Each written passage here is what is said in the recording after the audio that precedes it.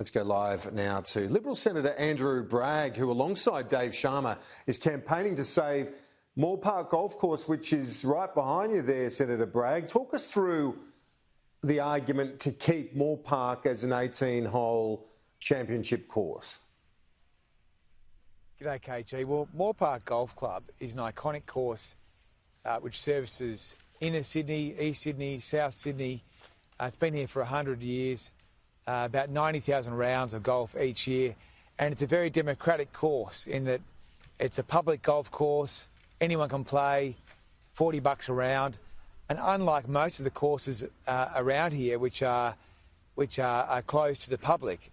Now, the big problem we have here, Kieran, is that Clover Moore and the Sydney City Council are putting the whole course at risk by wanting to cut it in half.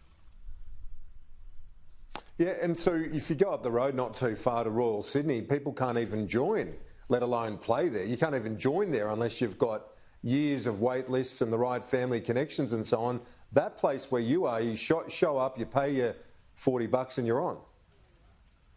Yeah, that's right. And it costs $50,000 to become a member of Royal Sydney, and I'm not sure that the books are open for anyone to join. And it costs about $600 to join as a member here at Moore Park, but as I say, $40 for a round. So, I mean, the pandemic has shown how important it is that people stay fit and healthy.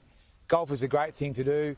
This is a public course servicing the biggest city in Australia, and myself and Dave Sharma are going to do all we can to try and keep this course here for the people of Sydney. Is it popular? I mean, we can see a couple of people hitting up there to the green behind you. Looks like it's in nice condition too, Moore Park at the moment. Is it popular? How many rounds have been played there? Yeah, so about 90,000 rounds will be played this year at Moore Park. So it is very popular. There's also a huge amount of training that goes on at the driving range. I have to admit that I've also undertaken some training there to improve my golf swing. I know, Kieran, you probably don't need to because you're a champion golfer, but it provides that great facility for people who want to stay fit and active. And I think some of the other courses in Sydney, like at Marrickville, have shown that they can work with the council, work with the community to improve public access if people do want to use part of the course for walking, for example. What do you say to the argument that was put by I think it was the Deputy Mayor we heard from earlier in one of our reports, who said that they need more parkland, that on the weekends the parks are full and they need to open Moore Park up to more parkland for the population? Well, that's just not true. I mean, Moore Park is next door, Centennial Park is just across the way. There is an enormous amount of green space for people to use for general purposes. The answer to overdevelopment is not taking away more green space for golf, which is what they're proposing to do to Moore Park. The answer is, of course, better planning and working with the golf course here to improve public access, which can be done. You could have enhanced walking tracks and the like, which wouldn't result in the destruction of the course. I mean, if it went back to nine holes, it really wouldn't be viable, and you wouldn't have a course in Cooee, which is the public course, which would be 18 holes.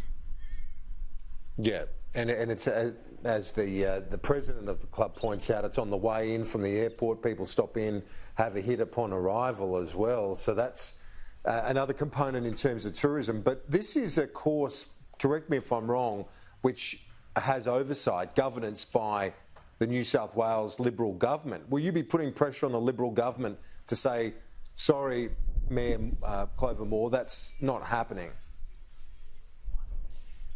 Certainly the first point of call here will be having a pretty tough discussion with Clover Moore about this plan. The second port of call will be having a meeting with Rob Stokes and the New South Wales government to make sure that the proposal isn't seriously countenanced.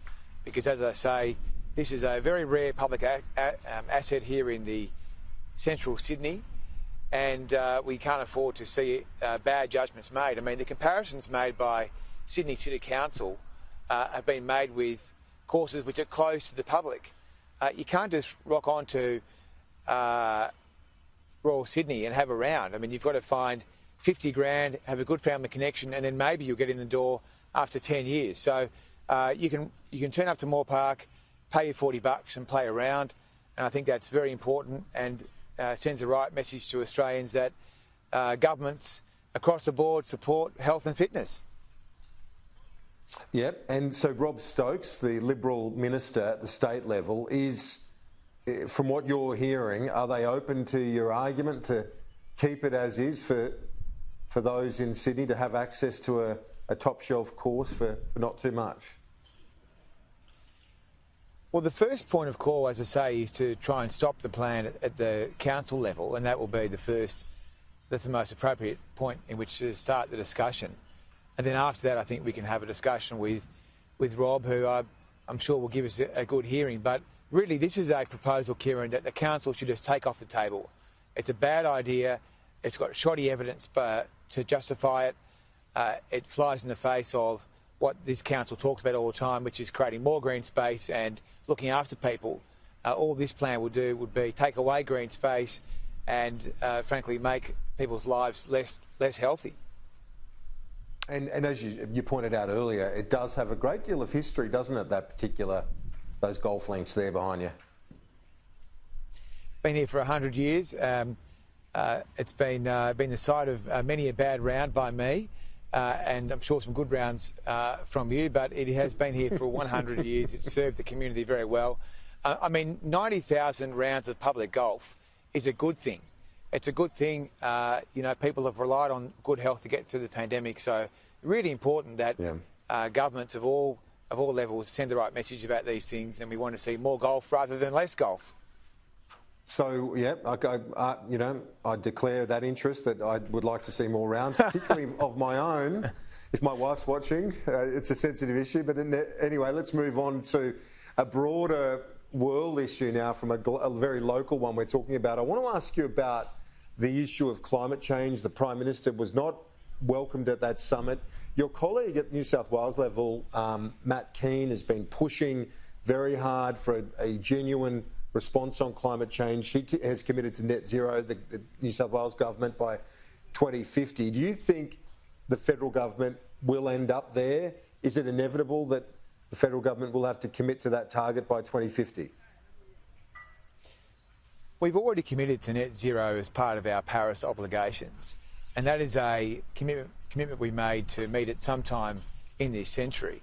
The question of when, in fact, Australia can meet that is the only question. And as you know, Angus Taylor in particular is leading this body of work on what exact year we can get to net zero. But I think it's appropriate that we do the work before we make a commitment. I mean, my sense is that some other countries have made commitments which are frankly empty, unless they've done the actual work to show how you can get to net zero.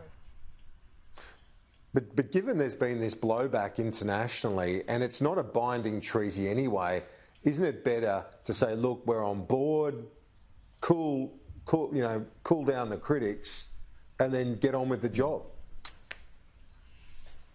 Well, I mean, but people want to see politicians keep their word, and we've promised that we would do the work on determining whether it was feasible to get to net zero in 2050.